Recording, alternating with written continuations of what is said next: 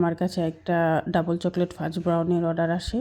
তো আমি এখানে একটা বেকিং পেপার কেটে মোল্ডে এটা সেট করে নিচ্ছিলাম। আর এখানে আমি সব কিছুই মেপে রেখেছিলাম। তারপর ডিম আর চিনির ফোম করে এখানে আমি শুকনো উপকরণটা আগেই দিয়ে দিলাম। এটা মিক্স করে তারপর আমি যে চকলেট আর বাটারটা মেল্ট করে রেখেছিলাম ওইটা দিয়ে দিব। এখানে আমি কেকটা করেছি মিল্ক চকলেট দিয়ে, যদিও দেখতে ডার্ক কালার লাগছে, বাট এটা মিল্ক চকলেট দিয়ে করা। তো এখন আমি এটাকে মিক্স করে নিব। প্রায় 2 বারের মতো আমি এটাকে মিক্স করেছি চকলেটটাকে। মিক্স করা হয়ে গেলে এটাকে মোল্ডে ঢেলে নিব। তো বেকিং পেপারটাকে আমি সেট করে নিচ্ছিলাম একটু ব্যাটার দিয়ে, যাতে এটা সামনে চলে না আসে।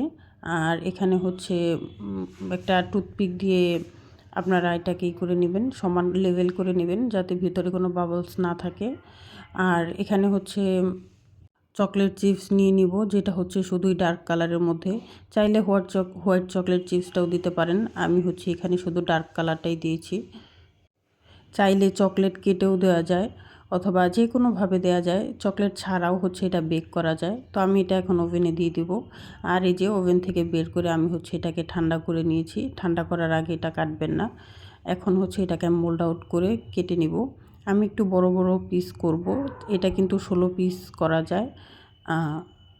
আমি এটাকে একটু বড় বড় পিস করেছি, যার জন্য এটা প্রায় 9টার মতো পিস হয়েছিল। অনেকেই দেখেছেন এর আগেও আমি 7 ইঞ্চির মোল্ডে একটা বেক করেছিলাম। ওইটাতে আমি 4 পিস করেছিলাম, যদিও ওইটাতে 6 পিস করা যায়।